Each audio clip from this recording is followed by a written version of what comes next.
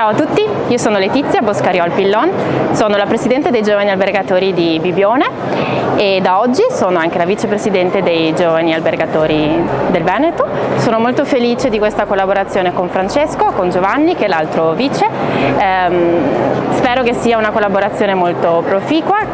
che spero che riusciremo a trasmettere a tutti i nostri colleghi ma anche ai nostri collaboratori la passione che noi giovani mettiamo da anni e da diverse generazioni nel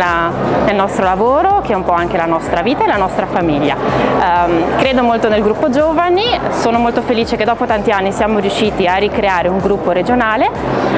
e niente, un buon lavoro a tutti e speriamo di fare del nostro meglio e di trasmettere, ripeto, la nostra passione a livello regionale ma anche nazionale.